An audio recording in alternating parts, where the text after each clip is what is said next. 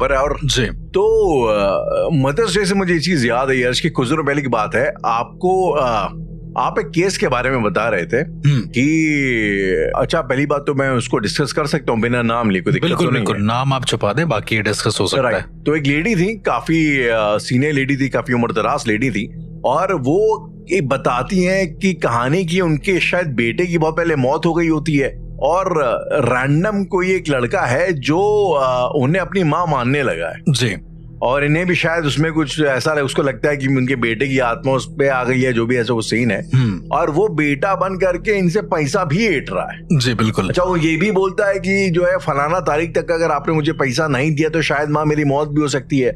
और ये भी ममता के मतलब बहाव में आ करके उसके पैसा दे रही है। बिल्कुल। तो अर्श, जब ऐसे केसेस सुनने में आते हैं आपको, और लोगों का ऐसा आप देखते हैं कि अखंड विश्वास है कि नहीं मेरे साथ कुछ पैरानॉर्मल ही हो रहा है, जी, तब आपको क्या लगता है और तब ऐसे केसेस को आप कैसे हैंडल करते हैं? पहले से शुरुआत करते हैं। बिल्कुल राहुल, जो आपने मुझे केस बताया उस तरह के और भी केसेस हैं, कई सारे केसेस हैं in fact. I am pretty sure कई सारे होंगे जी, क्योंकि बहुत कॉमन चीज है। मतलब जी, लेट सपोज कि मैं किसी को बहुत ज्यादा मानता हूँ और उसके अंदर मेरे लिए कपट है, तो वो मुझसे पैसे निकलवा सकता है बड़े आराम से। इनफैक्ट ये जो माँ और बेटे के रिश्ते वाला एक जो सिनेरियो होता है जी, इसमें ये होता ही होता है।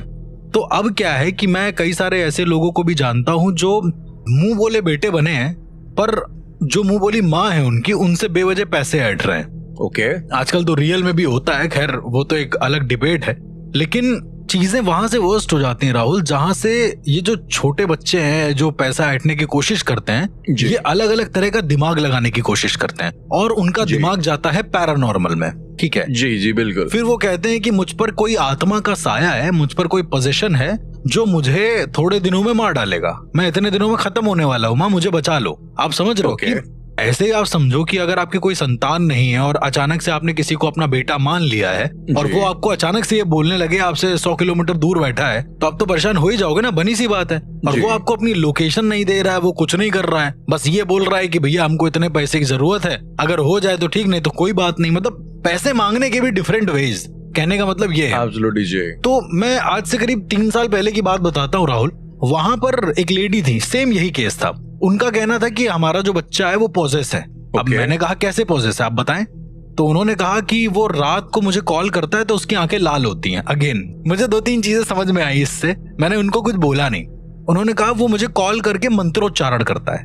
ओके, ये थोड़ा यूनिक था कि भाई कॉल करके आंखें लाल होना समझ में आता है जी, तुमने कोई नशा कर लिया और तुम्हारी आंखें लाल हो गई, लेकिन वो मंत्रोच्चारण कर रहा है। और मंत्रोच्चारण करने के बाद वो जैसे होता है ना किसी के इंसान के शरीर में पोजीशन हो गया है, फिर वो कहता है कि आपको मुझे 10 लाख रुपए देने होंगे वरना इस इंसान को मैं ले जाऊंगा अपने पास से।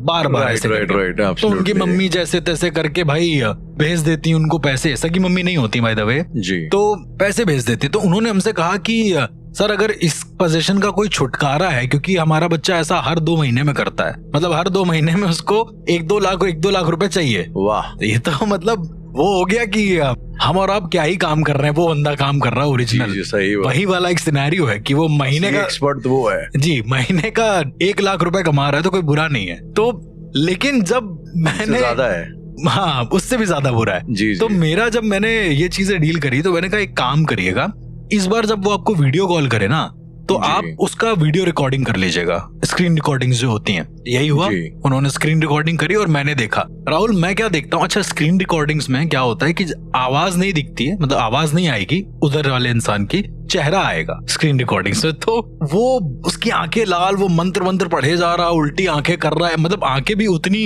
एक्सटेंड में उल्टी नहीं कर रहा है, ठीक है जी, दिख रहा है साफ साफ कि भाई एक सस्ती हॉरर मूवी का एक कोई सस्ता सा कैरेक्टर है जो बैठा दिया गया है, जो बेवजह पोजेस होने की कोशिश कर रहा है। तो मैंने उनकी मम्मी को समझाया कि आप पैसे देना बंद करें, ये सब कुछ नहीं है और विद इन 2 days ये ठीक हो जाएगा। मैंने उनको ऐसे एक सांत्वना के लिए बोल दिया, क्योंकि वो मान ही नहीं रही थी राहुल। वो कह रही थी नहीं हमारा बेटा पोजेस है, नहीं हमारा बेटा पोजेस है, वो बार बार ये कह रही थी। अब क्या हुआ राहुल कि मैंने उनसे बोला कि ठीक है, उनसे कह दो कि मैं तुमको ना 10-50 लाख रुपए एक्स्ट्रा देती हूँ और यहाँ रखे, किसी जगह पर रखे हुए। अच्छा राहुल 2-3 चीजें होती हैं जी। इस लड़के को ज्यादा ये सब आइडिया था नहीं, इसको बस ये पता था कि मेहंदीपुर दरबार में भूत प्रेत निकाले जाते हैं, ठीक है। इसको आइडिया नहीं था कि मेहंदीपुर में कहाँ पे जाके भूत प्रेत एक्टिव होते हैं। उदाहरण के तौर पे मेहंदीपुर जब आप अंदर जाएंगे ना, वहां पे दौसा जिले में जी, तो आपको पोजीशन अगर यदि आपके अंदर है तो आपको फील नहीं होगा जब तक आप प्रेतराज सरकार के वो चैनल जो लगा है उसके पास नहीं जाते हैं। तो इसको किसी ने बताया होगा कि भाई वहां पे ऐसा ऐसा होता है। मैंने कहा एक काम करिए, इनको मेहंदीपुर दरबार ले जाइए, और मैंने उनकी मम्मी को सारी विधि बता दी थी कि इसके पार उसको पोजीशन होगा, और यदि उसको पोजीशन नहीं है तो पहले से चिल्लाने लगेगा। वो बहुत सारे ऐसे पाखंडी आते हैं जो पहले से चिल्लाने लगते हैं, तो ये भी उन्हीं पाखंडियों में से निकला। पाखंड क्यों करते कि हमारे पर ताकि चढ़ा हुआ है राहुल, ताकि उनका पहला नंबर आ जाए देखने के लिए, पहले दर्शन कर ले। ठीक है, तो अब खैर ये तो इसका तो मकसद ही पूरा पैसा लूटने का था। तो क्या हुआ कि जैसे ये दौसा जिले में उतरा है, स्टेशन से ही चिल्लाने लगा है कि मेरे ऊपर भूत है, मेरे ऊपर प्रेत है, ये है वो है, खूब जोर जोर से चिल्लाने लगा है। ओके, उनकी मम्मी परेशान। मैंने कहा आप लेके जाइए, कोई दिक्कत नहीं है, जाएगा। प्रेतराज सरकार की जो पूरी गैलरी होती है, जो गली है जहाँ पे सामने चैनल लगा है, सुबह 6 बजे राहुल जयकारा लगता है, जय प्रेतराज सरकार। और उसके बाद उस पूरी गली में सिर्फ कोहराम मचता है, सिर्फ चिल्लाते हैं प्रेत। मैंने उसके वीडियोस देखे हैं वहाँ पे। ठीक है, तो उसी लाइन में इसको खड़ा करवा दिया गया। मैंने उनको बोला कि आप एक काम करो, इसको इस लाइन में खड़ा कर दो जहाँ भूत हैं सारे के सारे, जहाँ सब पॉजेस हैं। खड़ा हो गया, और जैसे ही प्रेतराज सरकार का नारा लगा है, सारे चिल्लाने लगे, तो देखा देखी ये भी चिल्लाने लगा। ठीक है, बाई चांस क्या हुआ कि जो पंडित आते ना वहां पे जी, तो जब ऐसा होता है तो पंडित कुछ लोगों को पकड़ के प्रेतराज सरकार के अंदर दर्शन कराने ले जाते हैं। तो पंडित जी आए, और बाई चांस पंडित जी ने इसकी भी कॉलर पकड़ ली और दूसरे इंसान की भी कॉलर पकड़ ली। सबसे अजीब सी चीज हुई है, मतलब 6-7 पंडित आते हैं एक साथ, और अब ये हुआ तो वो बंदा चिल्लाने लगा, अरे मेरा कॉलर छोड़ो, कॉलर छोड़ो। पंडित कहते हैं प्रेत है ना तुम्हारे अंदर, चलो लेके चलते हैं जी। वो बहुत जोर जोर से चिल्ला। अच्छा, पंडित जी जब पकड़ते हैं तो या तो बाल से पकड़ेंगे, या तुम्हारा कॉलर पकड़ेंगे, या तुम्हारे मुंह में हाथ डाल के पकड़ लेंगे, मतलब कुछ भी कर सकते हैं वो। तो उसका अननेसेसरी बाल पकड़ लिया, कह रहा मेरे अंदर कुछ नहीं है, मैं ठीक हूँ, मैं नाटक कर रहा था, मैंने मम्मी के पैसा लेने के लिए ये सब किया। उगल दिया उसने, तुरंत उगल दिया, 2 मिनट में उगल दिया। पंडितों की आभा भी बहुत ज्यादा होती है वहां पर, वो कहते हैं तो फिर इस तरह का काम कर क्यों रहे। ऑल्सो जो दूसरे को पकड़ा था वो भी पाखंड कर रहा था। कुल मिला के पंडित लोगों ने उन 2 इंसानों को पकड़ा जो पोजेस नहीं थे। ठीक है, अब सबसे बड़ी अजीब सी चीज ये हुई, इनकी मम्मी को बड़ा धक्का लगा, और लेडी ने उस इंसान से बात करना छोड़ दिया हमेशा के लिए। वो हमसे कह रही थी कि मैं तो उसको बहुत मानती थी, मुझे नहीं पता था, मैंने अभी तक कम से कम 8 से 9 लाख रुपए उसके ऊपर खर्च कर दिए हैं। बताओ। तो इस तरह की भी चीजें एग्जिस्ट करती है राहुल, जो इंसान को अज्ञानतावश समझ में नहीं आता है कि क्या करना है क्या नहीं करना है। चलिए, ये जो आपने स्टोरी बताई ना, इसमें फिर भी उसका एक मोटिवेशन था, भाई को पैसे चाहिए थे। मैं आपको एक कहानी बताता हूँ, मुझे आपकी बातों बातों से याद आया अचानक से कैरेक्टर जी। अच्छा, जो मुझे शायद जानते हैं जो लोग, तो वो पहचान जाएंगे मैं किसकी बात कर रहा हूँ, तो उसको भाई बताना मत। लेकिन ये बात है उस दौरान की जब मैं बॉम्बे में था। ठीक है, जब मैं प्रोडक्शन हाउस में काम करता था एज ए कास्टिंग एजेंट, और जिस बिल्डिंग में मैं रहता था तो उस बिल्डिंग में वो हॉस्टल टाइप का था, और सारे जो फ्लैट थे ना, आप समझ लो 90% ऑक्यूपेंसी जो थी वो एक्टरों की थी। तो उसमें एक्टर ही एक्टर भरे हुए थे ऊपर से नीचे। कहाँ की बात है राहुल? ये अंधेरी वेस्ट में, मैं बिल्डिंग का नाम नहीं लूंगा, लेकिन वो बच्चा जानते हैं जिस बिल्डिंग में बात कर रहा हूँ, उसको लोग क्राइम पेट्रोल बिल्डिंग। मैं भी जानता हूँ उस बिल्डिंग को। उस बिल्डिंग में सारे क्राइम पेट्रोल वाले एक्टर रहते हैं। ठीक है, तो वहां पे एक भाई साहब थे जो कि शायद हरियाणा के किसी गांव से भाग भूग के आए थे। काफी लोग वहां पे जो आते हैं बॉम्बे में, वो घर से भाग भूग के और इस उम्मीद में आते हैं किस्मत आजमाने की हम लोग स्टार बनेंगे यहाँ पे जो भी है। तो ये जो भाई साहब थे, पहले हमने बाद में ये चीज पता लगी, इन्होंने आके लोगों को ये पढ़ाना शुरू किया। खासतौर पे हम एक जो कास्टिंग एजेंट थे कि मैं एनएसडी का पास आउट हूँ। अरे बाप रे। हमने सारे तुम्हारी उम्र तो यार 21-22 साल, 12 साल, तो मतलब 12वें साल में 10वें साल में तुम थिएटर में आ गए थे। तो हाँ, मैं थिएटर का पागल हूँ। अच्छा, दूसरी चीज सब मेन, ये तो पैरानॉर्मल यहाँ कुछ था नहीं। ये भाई साहब क्या करें कि मतलब ये एक होता ना कि एक्टर के बीच में खाली अपना माहौल बनाने के लिए आप बॉम्बे जाएंगे, अर्श तो ना काफी जो एक्टर खासतौर पे, वो उनकी आधी मेहनत खाली अपना माहौल जमाने में जाती। बिल्कुल, वो उसका कोई मोटिवेशन नहीं होता, लेकिन बस ये है कि हमें अपना माहौल बनाना है ताकि एक अट्रैक्शन सीख करना है। तो ये क्या करते थे, ये ना इनका ये कहना था कि मैं किसी थिएटर में गया था एक्टिंग करने कलकत्ता, और उस थिएटर में बहुत जमाने पहले आग लग गई थी, तो बड़े बड़े आर्टिस्ट में जल गए थे। तो वहां पे इनका साक्षात्कार जो है एक बड़े मंचे हुए किसी कलाकार से हुआ। हाँ। और वो जो कलाकार थे वो नट सम्राट थी। अच्छा, उनकी आत्मा से हुआ? उनकी आत्मा से इनका इंटरेक्शन हो गया, वो उनके शरीर में आ गए, जो भी हुआ। अब ये तो भाई आगे बोलते ये तो हाइट हो गई भाई किसी चीज की, मतलब बेनतियां हाइट हो गई, लेकिन एक जाहिल थे जो उसको हाथ जोड़ के मानते थे ऐसा होगा। और ये क्या करेंगे, मतलब ना अब जैसे बैठा हुआ अचानक से खड़ा हो जाए, मैं नट सम्राट, मैं नट सम्राट। तो भाई का नाम नट सम्राट था। नट सम्राट तो बहुत बड़ा प्ले है। नट सम्राट बहुत बड़ा प्ले है। और ये मतलब अपने आप को अंड संड शेक्सपियर के और उसके ओथेलो के अपने हिंदी के बना के डायलॉग बोलने लग जाए, और मतलब समझ रहे ना। तो ये नट सम्राट वाली इनकी वो थी। और ये जब इनका मन करता था, हम लोग मान लो बैठे हैं, पार्टी उटी चल रही है, जैसा एक्टर बैठे हैं, कोई ये कास्टिंग वाला बंदा बैठा है, जो अगर कोई कास्टिंग बंदा आया है और इसको पता लग गया कास्टिंग बंदा, तो इनके अंदर अचानक उस दिन नट सम्राट आ जाते थे। फिर ये आवाज में इनकी बेस बढ़ जाता था। उसके बाद ये वहां चारपाई खड़े होकर, मैं नट सम्राट, तुम क्या देख रहे हो मुझे, ये सब का चालू हो जाता था, फुल नौटंकी। ठीक है। और अखंड इनका विश्वास था कि मेरे अंदर पैरानॉर्मल है, अखंड विश्वास। मतलब लोगों को दिखाने के लिए ये नारियल, मतलब जमाने भर की पूजा पाठ भी करेंगे, नारियल में ऐसा कीला मार के फोड़ के उसमें अगरबत्ती डाल के ले आएंगे, डेली वो जाके जो है चरणामृत पिलाएंगे लोगों को, पता नहीं कहाँ के पानी का। तो मतलब इसके पीछे कोई खास मोटिवेशन भी नहीं था। ये मतलब आधा कहीं ऐसे मुझे लगता है कि दुनिया में ना एक्टरों की अपनी अलग कौम है। ये अलग ही किस्म की इनसिक्योर प्रजाति होती है एक्टरों की।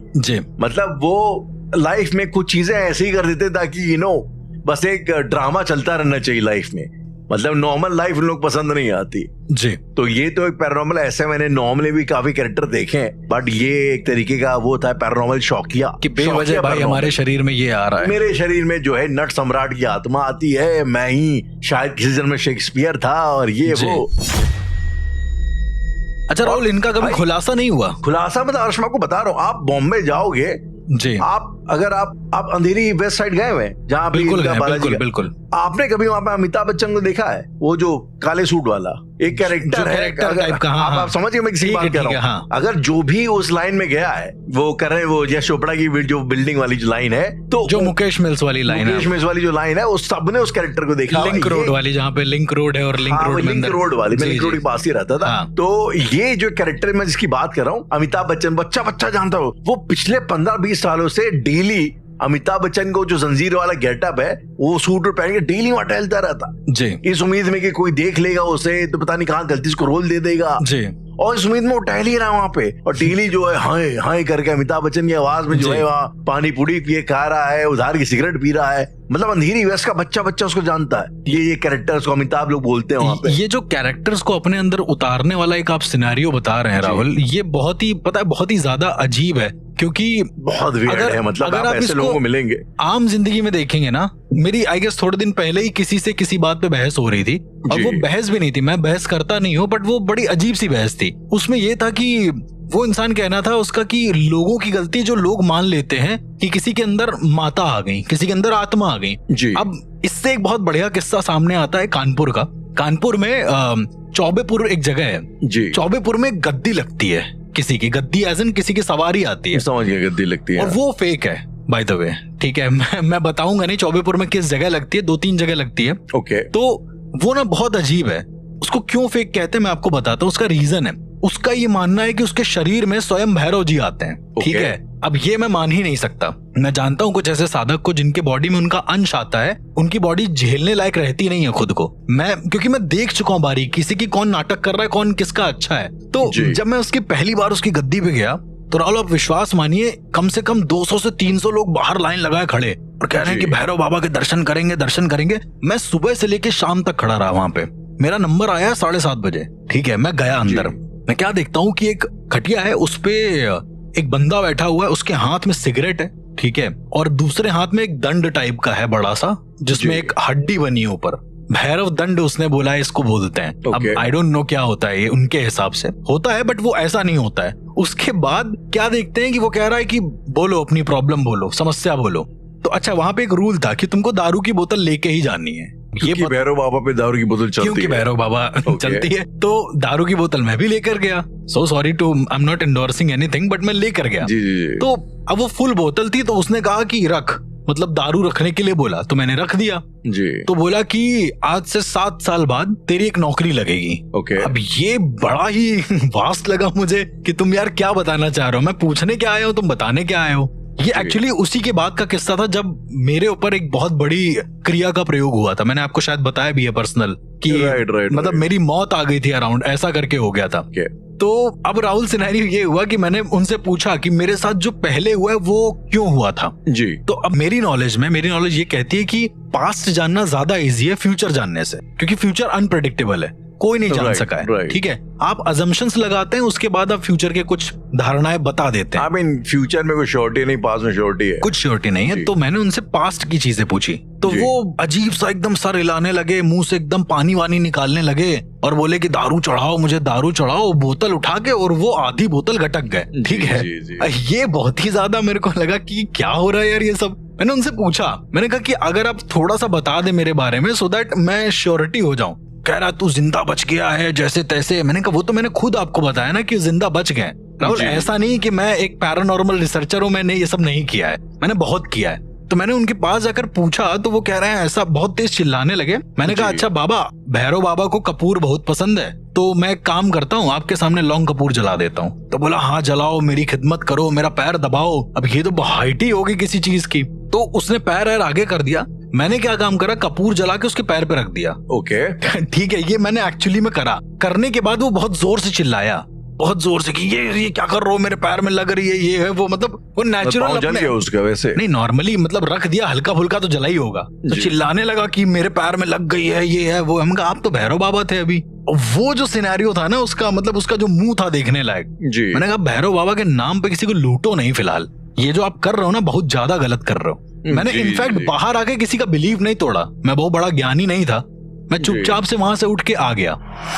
तो इस तरह के भी राहुल लोग देखने को मिले जो बिल्कुल पैरानॉर्मल को ऐसा बना देते हैं कि मतलब उसके पार कुछ है ही नहीं। मतलब ये तो बहुत ही, मुझे लगता है हर शहर में तमाम ऐसे इस तरीके के बाबा हैं। कहीं तो जो टेंट लगाए सड़क किनारे बैठे रहते हो, जमाने भर के वशीकरण वो लोग कर देंगे। बिल्कुल, वो तो लिखा रहता है उसमें, ऐश्वर्या राय शादी करवा देंगे। बिल्कुल। और जैसे वो होता है कि हर बॉयज हॉस्टल में कमरा ऐसा होता है जहाँ पे स्टूडेंट ने सुसाइड किया होता है, 10 साल पहले फांसी लगाई होती है, वो वाला कमरा जो है भूतिया कमरा होता है। अच्छा राहुल, कभी आपने रत्नों के बारे में सुना है? कुछ ऐसे बाबा भी होते हैं मौजूद, इधर उधर कहीं मिल जाएंगे, वो कहेंगे कि ये लो रत्न और इसको पहनने से तुम्हारी किस्मत चमक जाएगी। रत्नों का अच्छा ये बात है, आप वैसे आपका ज्योतिष और एस्ट्रोलॉजी में ज्यादा विश्वास नहीं है, पर हाँ 4 चीजें जो होती हैं जिसमें जो जागरूक होती हैं, कई सारे ऐसे रत्न हैं जो जागरूक हैं, जिनको एक अच्छी सिद्धि के जरिए जागरूक किया जा सकता है। तो मैं ये नहीं कह रहा हूँ कि वो नहीं होते हैं, पर मैं ये कह रहा हूँ कि वो राह चलते किसी भी ज्योतिष के पास तुमको नहीं मिल पाएंगे। रत्नों की बात कब कर रहे हैं? जी, मतलब राह चलते आपको रत्न कहा जाता है ना, चीजें हाँ, वो मतलब एक वो आपको फर्जी दे सकते हैं। एग्जैक्टली, मतलब तो मोदी कर ही रहा था। ये कहते हैं राहुल कि जब आप कोई सिद्धि या फिर लेट सपोज आपको कुछ ऐसा रत्न चाहिए जिससे आपकी तरक्की हो, तो राहुल तपना पड़ता है। कहा जाता है तुम्हें अगर कोई चीज हासिल करनी है, ये विधि का विधान है कि तुमको तपना पड़ेगा उतना जितनी अच्छी चीज तुम्हें चाहिए। उदाहरण के तौर पे यदि कोई इंसान सिद्धि करता है तो क्या ऐसी चुटकी बजाते उसे सिद्धि मिल जाती है, ऑनलाइन सिद्धि मिल जाती है? मतलब बांटने वाले तो वैसे भी बहुत वही करते हैं, जमाने भर की सिद्धियां लोग तो हजारों लोग हैं पर नहीं मिलती है। मिलवा दे रहे हैं ऑनलाइन। आपको तपना पड़ेगा, आपको उस चीज में ढलना पड़ेगा, आपको गुरु की डांट खानी पड़ेगी, आपको फ्रीक्वेंसी पे आना पड़ेगा, न जाने क्या क्या करना पड़ेगा राहुल, मैं बता भी नहीं सकता, मतलब बोल भी नहीं सकता। ऐसी ऐसी चीजें करनी पड़ेंगी और इंसान आधे चरण में ही छोड़ के वापस आ जाएगा। जो लोग कहते हैं ना कि मैंने प्रेत देख लिया है, मैंने ऐसा कर लिया है, वो पहला चरण नहीं क्रॉस कर पाएंगे, मैं आपको बोल रहा हूँ। अच्छा, ये क्योंकि रत्नों ज्योतिष की बात चल रही थी अर्श, तो कुछ दिनों पहले की बात है, किसी ने मेरे को एक कॉन्सेप्ट बताया,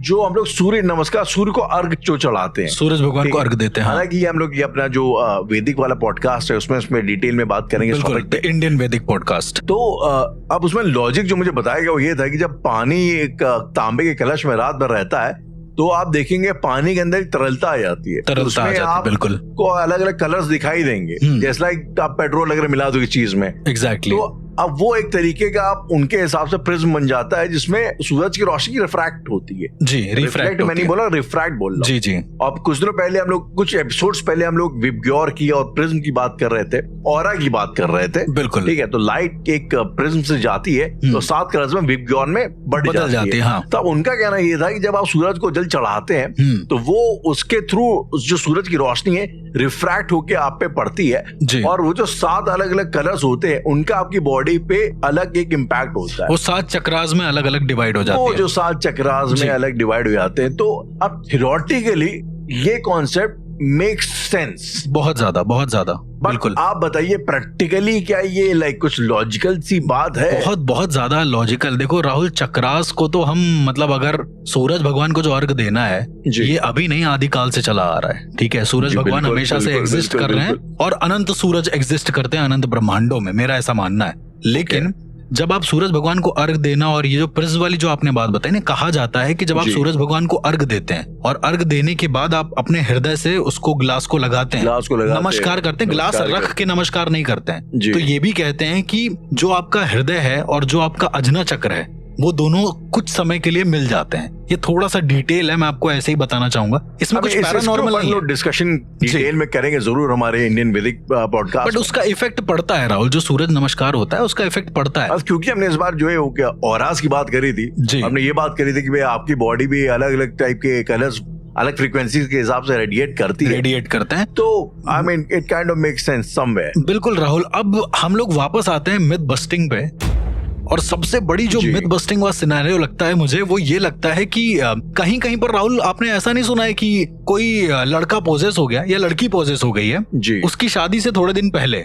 मैं सिर्फ आपको एक सिनेरियो बता रहा हूँ, आप खुद ही समझ जाएंगे पोजीशन क्यों हुआ है। ठीक है, तो आज मैं आपको पैरानॉर्मल एक्सपर्ट बनाता हूँ मिथ बस्टिंग का। तो अब वो लड़की अपने शादी के करीबन 2-3 दिन पहले पोजेस हो गई।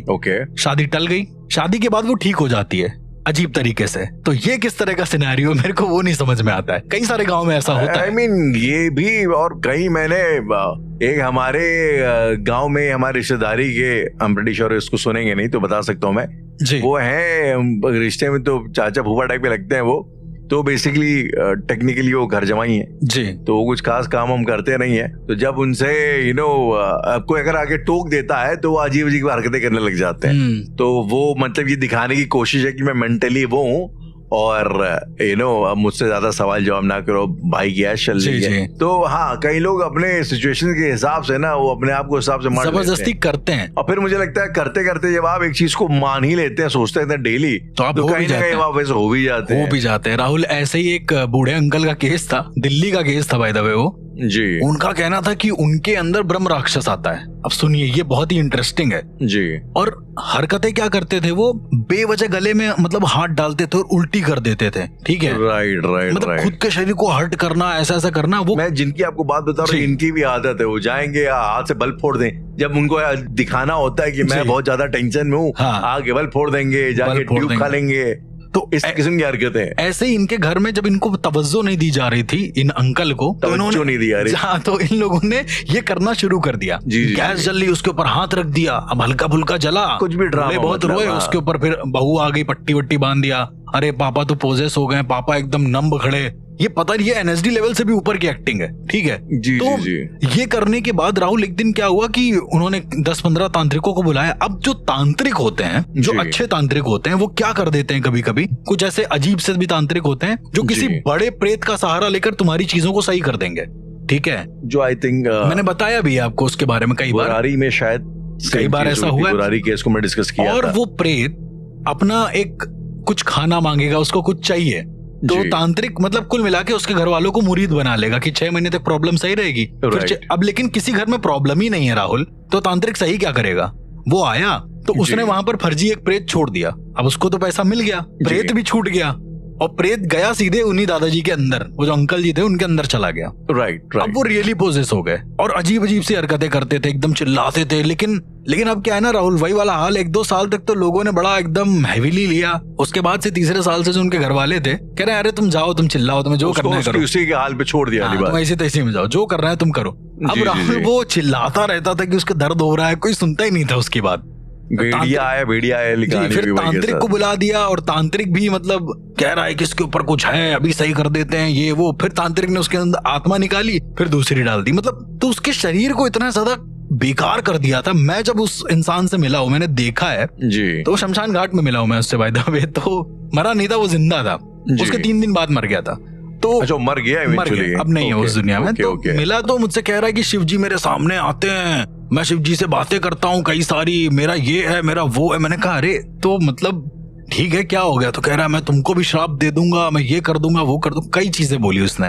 मैंने कहा ठीक है दादा, आप ही मतलब सबसे ज्यादा जानकार हैं, हमें कुछ नहीं आता है, थैंक यू सो मच। ऐसे से करके मतलब हट गए उनके पास से। 3 दिन बाद उनकी मौत हो गई और बड़े मतलब घर के बाहर मौत हुई है अनफॉर्चुनेटली, काफी दुर्भाग्यपूर्ण। मतलब घर के बाहर आए, एक चीज और है, घर के बाहर आके मौत हो गई, घर के बाहर दहलीज पे। एक जो राहुल मैं आपको मिथ बस्टिंग में सबसे इंटरेस्टिंग चीज बताने वाला हूँ, मैं नाम नहीं लूंगा उसका, ऑनलाइन ही था मेरे पास वो केस। उसका कहना था कि वो रुद्र का अवतार है और दूसरा ये था कि उसी के साथ साथ जो मुझे भी याद है नाना पाटेकर और अमिताभ बच्चन जितने भी सेलिब्रिटीज हैं वो सब इनके बच्चे हैं, वो उनको लेने आया है। तो जब तक उनकी आत्मा कलेक्ट नहीं कर लेगा वो नहीं जा पाएगा। मतलब उस इंसान ने मेरे को 12 पेज की कहानियां लिख के दी थी, मैंने आपको दिखाया भी था।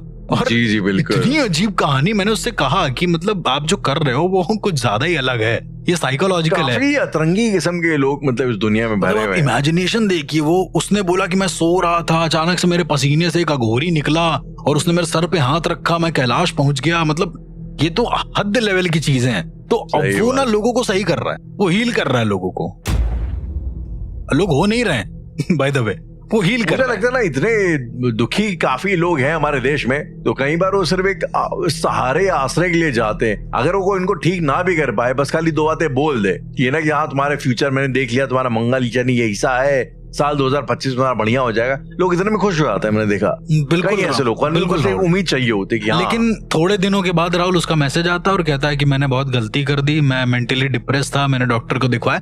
अगेन राहुल, इस एपिसोड के माध्यम से मैं ये कहना चाहूंगा कि जितने भी लोग हैं, मैं ये नहीं कहता हूँ कि अंधविश्वास कर रहे हो आप या फिर कुछ ऐसा कर रहे हो, मैं बस इतना कहूंगा कि यदि आपको कहीं पर जाके फायदा हो रहा है तो आप उसको अपनाएं, मैं मना नहीं करूंगा। लेकिन अपने कौन होते हैं उसको मना करने वाले? मैं बस इतना कहूंगा अपने बुद्धि और विवेक के साथ अपनाएं।